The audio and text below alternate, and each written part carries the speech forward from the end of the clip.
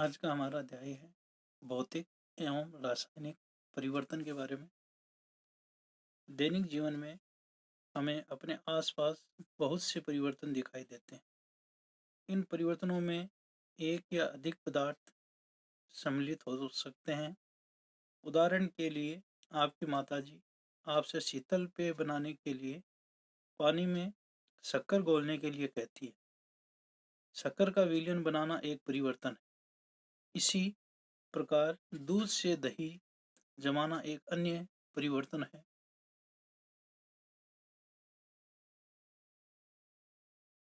कभी-कभी दूध खट्टा हो जाता है। दूध का खट्टा होना भी एक परिवर्तन है। खिंचा हुआ रबर बैंड भी किसी परिवर्तन को प्रदर्शित करता है। ऐसे 10 परिवर्तनों की सूची बनाइए जिन्हें आप अपने आसपास देखते हैं।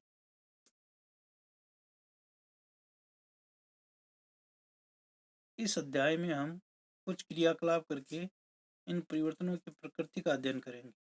व्यापक रूप से ये परिवर्तन दो प्रकार के होते हैं, भौतिक और रासायनिक।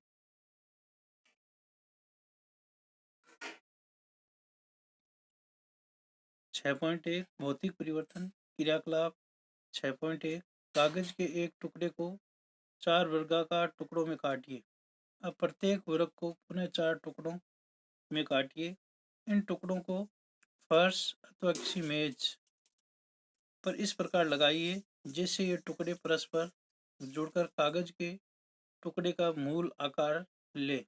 चित्र 6.1 स्पष्ट रूप से आप टुकड़ों को पुनः जोड़कर मूल टुकड़ा नहीं बना सकते, लेकिन क्या कागज के गुण में कोई परिवर्तन हुआ है? यहाँ पर चित्र 6.1 में कागज के टुकड़ों को दिखाया गया है। क्रियाकलाप 6.2 अपनी कक्षा के चौकबोर्ड के आसपास फर्श पर गिरे चौक पाउडर को एकत्रित कर लें अथवा चौक के एक छोटे टुकड़े का चूर्ण अथवा पाउडर बना लें। इस पाउडर में थोड़ा जल मिलाकर पेस्ट बना लें। इसे चौक के आकार में बेलकर सूखने दें। क्या आप चौक के चूर्ण से फिर चौक बना सकते हैं?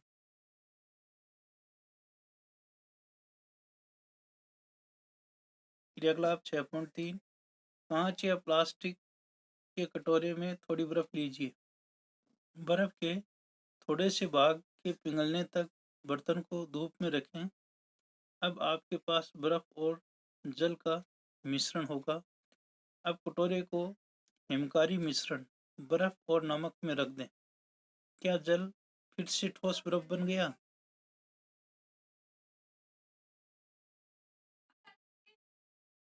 क्रियाकलाप 6.4 एक पात्र में थोड़ा सा जल लेकर उसे उबालिए। क्या आपको जल की सतह से भाप निकलती दिखाई देती है? उबलते हुए जल से कुछ दूरी पर भाप के ऊपर किसी बर्तन को उल्टा करके रखिए। बर्तन की भीतरी सतह को देखिए। क्या आपको वहां जल की कोई बूंद दिखाई देती है?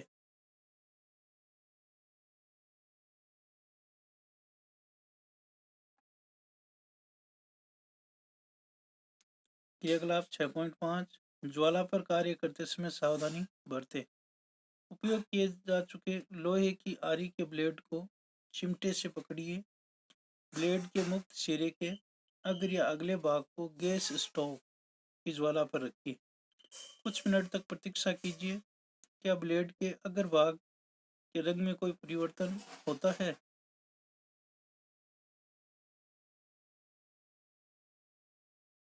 ब्लेड को ज्वाला से हटाइए।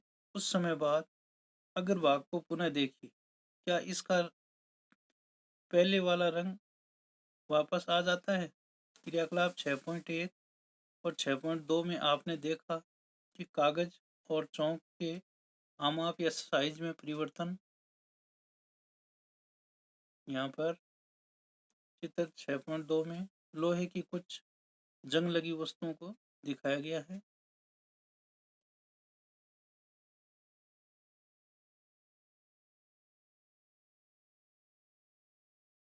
हो जाता है। क्रियाकलाप 6.3 और 6.4 में जल की अवस्था परिवर्तित हो जाती है। ठोस से द्रव अथवा गैस से द्रव। क्रियाकलाप 6.5 में आरी के ब्लेड का रंग गर्म करने पर परिवर्तित हो जाता है। पदार्थ के आकार, आमाप या साइज, रंग और अवस्था जैसे गुण उसके भौतिक गुण कहलाते हैं। वह परिवर्तन जिसमें किसी पदार्थ के भौतिक गुणों में परिवर्तन हो जाता है, भौतिक परिवर्तन कहलाता है। भौतिक भौतिक परिवर्तन सामान्यतः उत्क्रमणीय होता है। ऐसे परिवर्तन में कोई नया पदार्थ नहीं बनता है। अब हम दूसरे प्रकार के परिवर्तन पर विचार करते हैं। रासायनिक परिवर्तन। 6.2 रासायनिक परिवर्तन। लोहे में जंग लगना एक ऐसा परिवर्तन है जिसमें आप भली भांति परिचित हैं। यदि आप लोहे के एक टुकड़े को कुछ दिनों के लिए खुले में छोड़ दें तो इस पर रंग के पदार्थ की परत जम जाती है। यह पदार्थ जंग कहलाता है और यह प्रक्रम जंग लगना कहलाता है। चित्र 6.2 पारक अथवा लोन आदि के लोहे दरवाजे और बगीचे या पार्क आदि में रखी लोहे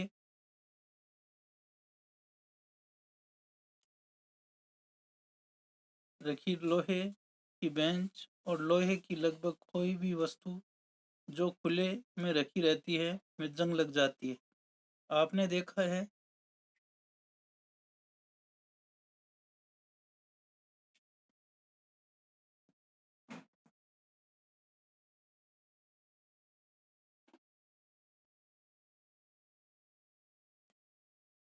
कि रखी कुल्हाड़ी, हथौड़ा आदि को वायु में खुला रख देने पर उनमें जंग लग जाती है।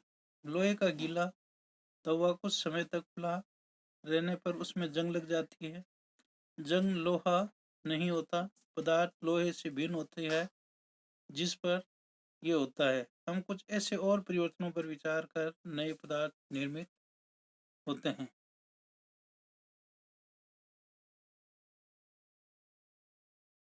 अगला 6.6 द्वारा प्रदर्शित या निर्देशित किए जाने के लिए एक जलते हुए मैग्नीशियम के जलते हुए फीते अथवा तार की कुछ अवधि तक देखना हानिकारक होता है और कोई भी बच्चों को बताना चाहिए कि वे जलते हुए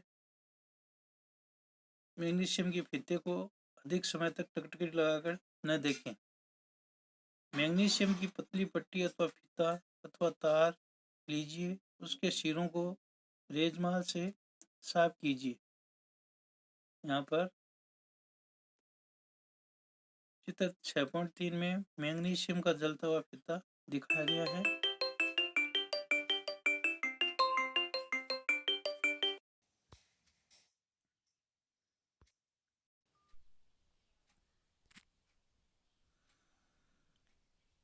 मैग्नीशियम का जलता हुआ फीता दिखाया गया है।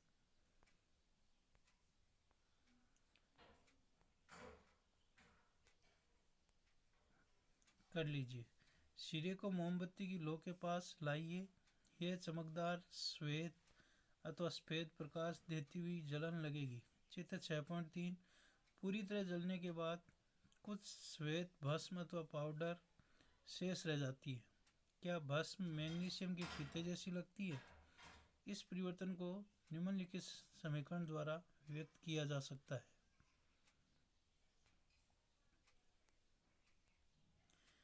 Magnesium Mg, oxygen O2, magnesium oxide MgO। ध्यान दें, यहाँ लिखी समीकरण गणित में प्रयुक्त समीकरणों से भिन्न है। इस प्रकार के समीकरणों में तीर का अर्थ है बनना या हो जाता है। इस पुस्तक में रासायनिक समीकरणों को संतुलित करने का कोई प्रयास नहीं किया जा रहा और न ही ये छात्रों से अपेक्षित है।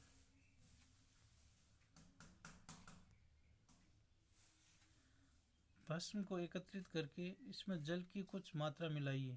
मिश्रण अथवा जलीय विलयन की अच्छी तरह हिलाइए। मिश्रण का लाल अथवा नीले लिटमस पत्र से परीक्षण कीजिए। क्या मिश्रण लाल लिटमस को नीला कर देता है? क्या मिश्रण नीले लिटमस को लाल कर देता है। इस परीक्षण के आधार पर आप जलीय विलयन को किस रूप में वर्गीकृत करेंगे, अम्लीय अथवा क्षारीय। भस्म को जल में घोलने पर यह नया पदार्थ बनता है। इस परिवर्तन को निम्नलिखित समीकरण के द्वारा मैग्नीशियम ऑक्साइड MgO प्लस जल H2O, मैग्नीशियम हाइड्रोक्साइड MgOH2। जैसा कि आपने अध्याय 5 में पढ़ा था, मैग्नीशियम हाइड्रोक्साइड एक क्षारक है, अतः मैग्नीशियम ऑक्साइड एक नया पदार्थ है जो मैग्नीशियम के जलने पर बनता है। मैग्नीशियम हाइड्रोक्साइड एक अन्य नया पदार्थ है जो मैग्नीशियम ऑक्साइड को जल में घोलने पर बनता है। क्रियाकलाप 6.7 शिक्षक द्वारा निर्देशित किए जाने के लिए कांच के एक गिलास या कटोरे अथवा चौड़े मुंह की बोतल में लगभग आधा कप पानी लेकर उसमें 1 चम्मच कॉपर सल्फेट अथवा नीला थोथा घोल लीजिए। इस विलयन में तनु सल्फ्यूरिक अम्ल की कुछ बूंदें मिलाइए, आपको नीले रंग का विलयन मिल जाएगा। एक प्रकनली अथवा कांच की छोटी बोतल में विलयन का थोड़ा सा नमूना बचा लीजिए। शेष विलयन में एक कील अथवा उपयोग किए जा चुके ब्लेड का टुकड़ा डाल दीजिए। लगभग आधे घंटे तक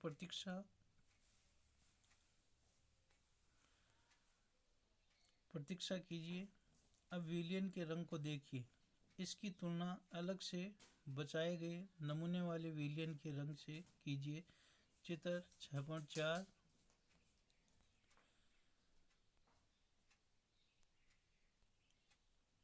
6.4 में लोहे के साथ अभिक्रिया के कॉपर सल्फेट विलयन के रंग में परिवर्तन। कॉपर सल्फेट विलयन दिखाया गया है नीले रंग का, आयरन सल्फेट हल्का हरा रंग का दिखाया गया है।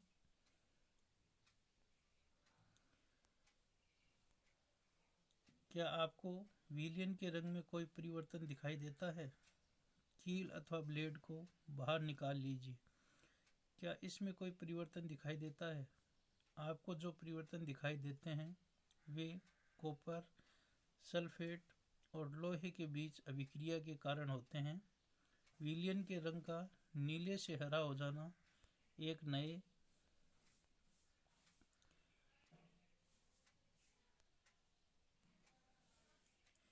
पदार्थ आयरन सल्फेट के बनने के कारण होता है।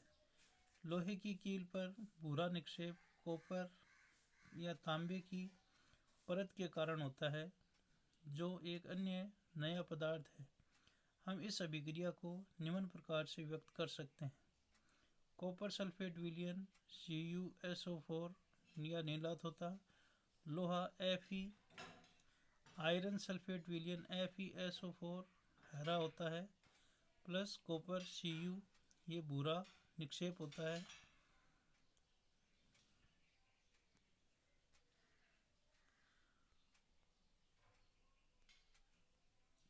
क्रियाकलाप 6.8 किसी प्रकनली में लगभग 1 चम्मच सिरका लीजिए।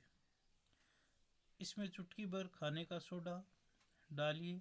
आपको एक बुदबुदाहट की ध्वनि सुनाई देगी और गैस के बुलबुले बाहर निकलते हुए दिखाई देंगे। इस गैस को चित्र 6.5 में दिखाई गई व्यवस्था के अनुसार ताजे बने चूने के पानी में से गुजारिए। चूने का पानी तैयार करने की विधि अध्याय 5 में बताई गई है।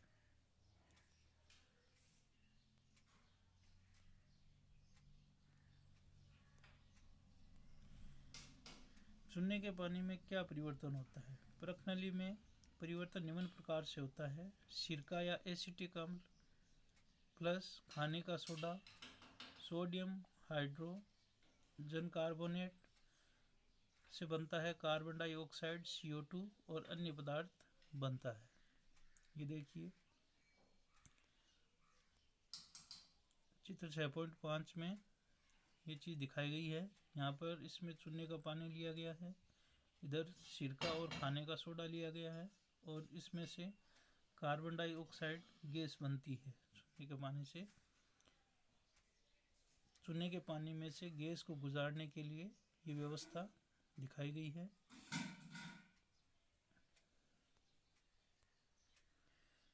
कार्बन डाइऑक्साइड और चूने के पानी के बीच अभिक्रिया निम्न प्रकार से होती है।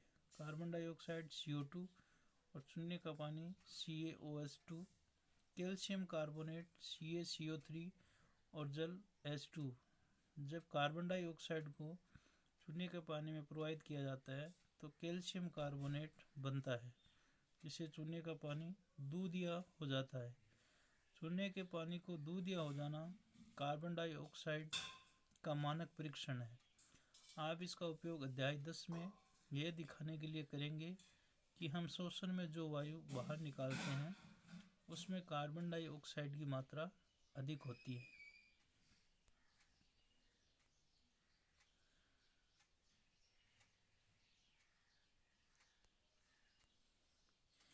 क्रियाकलाप 6.6 एवं 6.8 में आपने देखा कि प्रत्येक परिवर्तन में एक या अधिक नए पदार्थ बने थे। क्रियाकलाप 6.6 में मैग्नीशियम को वायु की उपस्थिति में जलाने पर बनने वाली भस्म एक नया पदार्थ थी। क्रियाकलाप 6.7 में कॉपर सल्फेट की लोहे के साथ अभिक्रिया से आयरन सल्फेट और कॉपर बने थे। ये दोनों नए पदार्थ थे। कॉपर लोहे के ब्लेड पर निक्षेपित हो गया था। क्रियाकलाप 6.8 में सिरका और खाने के सोडे की अभिक्रिया से कार्बन डाइऑक्साइड बनी थी, जिसे चूने के पानी को दूधिया कर दिया था। क्या आप इस अभिक्रिया में बनने वाले नए पदार्थ का नाम बता सकते हैं?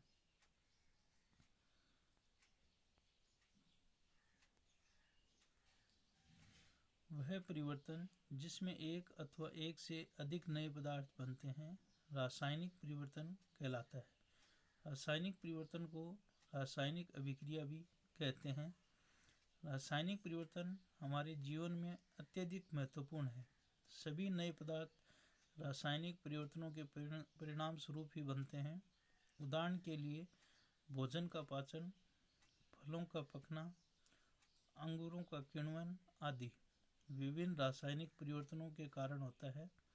औषधि भी रासायनिक अभिक्रिया की श्रृंखला का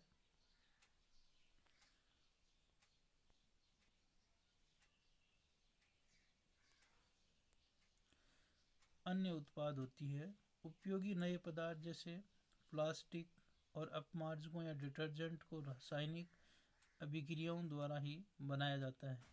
वास्तव में प्रत्येक नए पदार्थ की खोज रासायनिक परिवर्तनों का अध्ययन करके ही की गई है। हमने देखा कि रासायनिक परिवर्तन में एक या एक से अधिक नए पदार्थ निर्मित होते हैं। नए उत्पादों या पदार्थों के अतिरिक्त रासायनिक परिवर्तन में निम्न घटनाएं भी हो सकती हैं।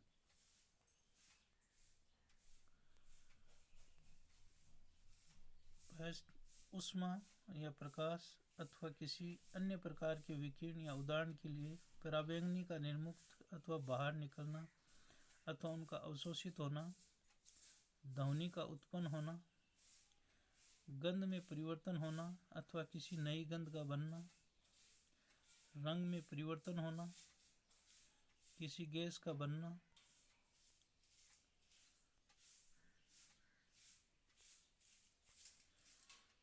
आइए अब हम कुछ अन्य उदाहरणों पर विचार करते हैं। आपने देखा कि मैग्नीशियम के फीते का जलना एक रासायनिक परिवर्तन है। कोयला, लकड़ी अथवा पत्तियों का जलना भी रासायनिक परिवर्तन है। वास्तव में किसी भी पदार्थ का जलना एक रासायनिक परिवर्तन है। जलने के साथ सदैव ऊष्मा का उत्पादन होता है।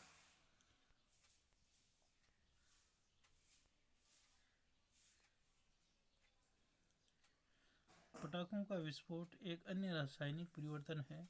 आप जानते हैं कि ऐसे विस्फोट से ऊष्मा, प्रकाश, ध्वनि और अरुचिकर गैसें उत्पन्न होती हैं जो वायुमंडल को प्रदूषित करती हैं। इसलिए आपको पटाखे न जलाने की सलाह दी जाती है। अब भोजन सामग्री बासी हो जाती है अथवा सड़ गल जाती है तो उसमें से दुर्गंध आने लगती है। क्या हम इस परिवर्तन को रासायनिक परिवर्तन कह सकते हैं?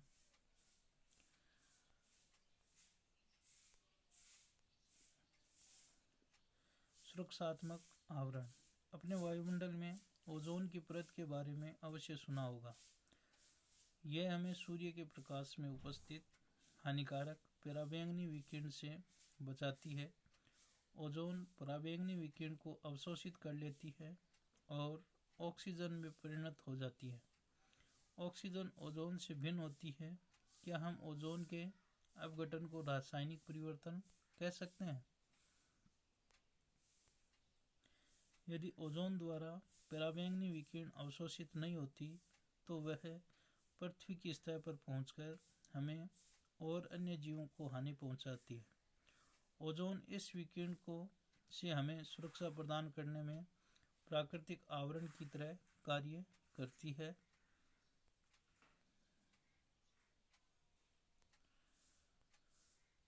संभवतः आपने देखा होगा कि यदि सेब को काटने के बाद तत्काल न खा लिया जाए तो उसके कटे हुए भूरे रंग के हो जाते हैं।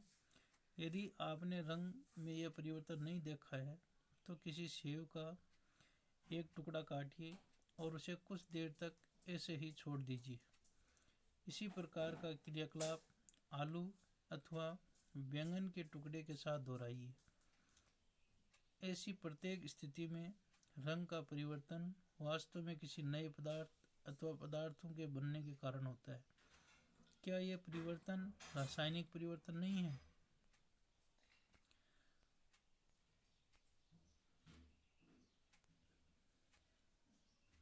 अध्याय 1 में हमने पढ़ा कि पादप अथवा पौधे अपना भोजन प्रकाश संश्लेषण नामक प्रक्रम द्वारा स्वयं बनाते हैं।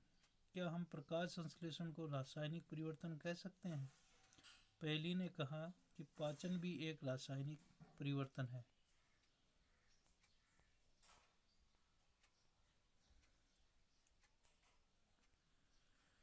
अध्याय 5 में आपने अम्ल और क्षारक मिलाकर उदासीन किया था। क्या उदासीन अभिक्रिया रासायनिक परिवर्तन है? 6.3 लोहे में जंग लगना। आइए हम जंग लगने की घटना पर पुनः विचार करते हैं। यह एक ऐसा परिवर्तन है जो लोहे को प्रभावित करता है और धीरे धीरे उस पर देता है। चूंकि लोहे का उपयोग सेतु या पुल, कार, ट्रक आदि का ढांचा बनाने और वस्तुओं को बनाने के लिए किया जाता है,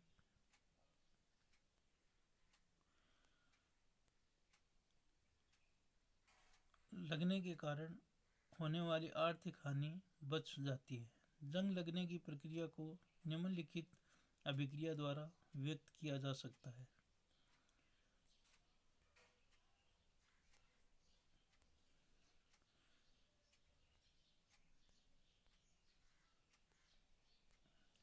जंग लगने की प्रक्रिया को निम्नलिखित अभिक्रिया द्वारा व्यक्त किया जा सकता है। इसमें लोहा, इसको Fe से व्यक्त करते हैं, प्लस ऑक्सीजन, इसको O2 से व्यक्त करते हैं, वायु से मिलती है ये, और जल, ये तीनों मिलकर जंग का निर्माण करते हैं और जंग को आयरन ऑक्साइड कहते हैं। जंग लगने के लिए ऑक्सीजन अथवा जलवाष्प दोनों की उपस्थिति अनिवार्य होती है।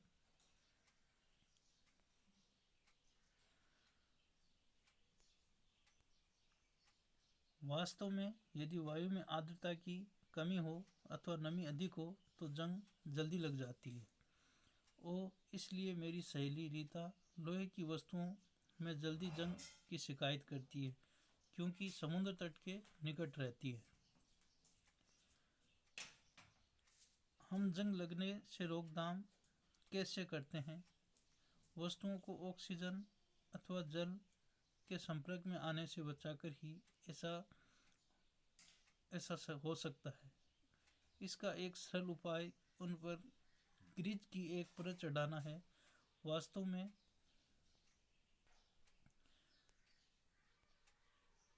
सभी वस्तुओं पर नियमित रूप से पेंट अथवा ग्रीज की परत चढ़ाते रहना चाहिए जिससे उसमें जंग लगने को रोका जा सके। एक अन्य उपाय लोहे के ऊपर क्रोमियम अथवा जस्ता या जिंक जैसी किसी धातु की परत चढ़ाना है। लोहे पर जिंक की परत चढ़ाने का प्रक्रम यशद लेपन या गैल्वेनाइजेशन कहलाता है। अपने घरों में पानी की आपूर्ति के लिए उपयोग होने वाले लोहे के पाइप यशद लेपित होते हैं, जिससे उसमें जंग नहीं लगता।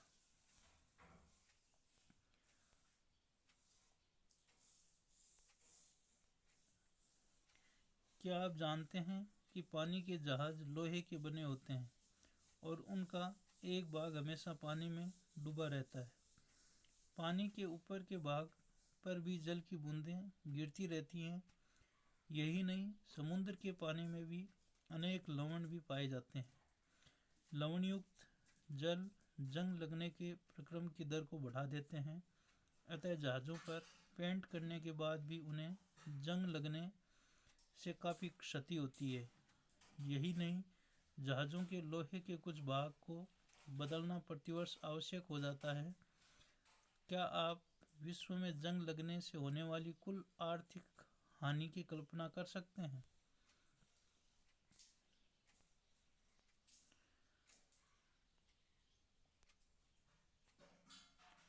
स्टेनलेस स्टील लोहे में कार्बन और क्रोमियम, निकल तथा मैंगनीज जैसी धातुओं को मिलाकर बनाया जाता है। इसमें जंग नहीं लगती है।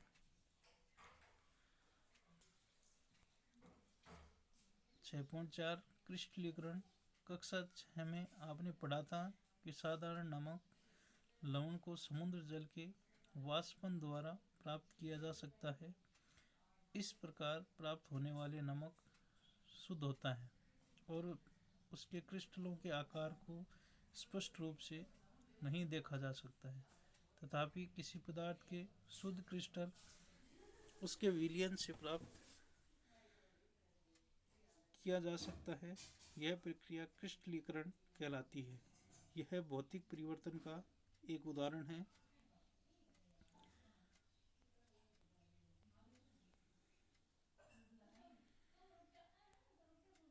केवल तनु सल्फ्यूरिक अम्ल का ही उपयोग करें। जल को उबालते समय सतर्क रहें। क्रियाकलाप 6.9। क्रियाकलाप 6.9 में अम्ल का उपयोग किया जाना है, अतः इसे शिक्षक की उपस्थिति में किया जाए।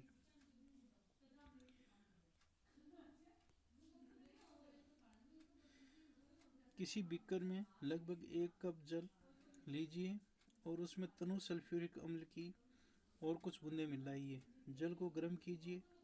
जब जल उबलना आरंभ कर दे तो इसमें धीरे धीरे कॉपर सल्फेट का चूर्ण निरंतर चलाते हुए मिलाएं। चित्र 6.6। कॉपर सल्फेट का चूर्ण मिलाना तब तक जारी रखें जब तक कि उसमें और कॉपर सल्फेट घोलना संभव न हो। विलयन को फिल्टर पेपर की सहायता से छान लीजिए।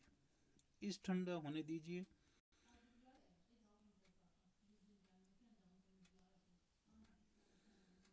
जब विलयन ठंडा हो रहा हो तो उसे हिला डुलाकर या अन्य किसी प्रकार न छोड़ें। कुछ समय बाद विलयन को देखिए। क्या आपको कॉपर सल्फेट के क्रिस्टल दिखाई देते हैं? यदि नहीं तो कुछ और समय तक प्रतीक्षा कीजिए। आपके भौतिक और रासायनिक परिवर्तनों के बारे में पढ़ा। आपने आसपास दिखाई देने वाले परिवर्तनों को भौतिक अथवा रासायनिक परिवर्तनों के रूप में पहचानने का प्रयास कीजिए।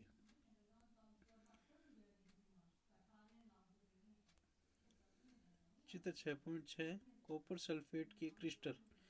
यहाँ पर क्रिस्टल दिखाया गया है कॉपर सल्फेट का।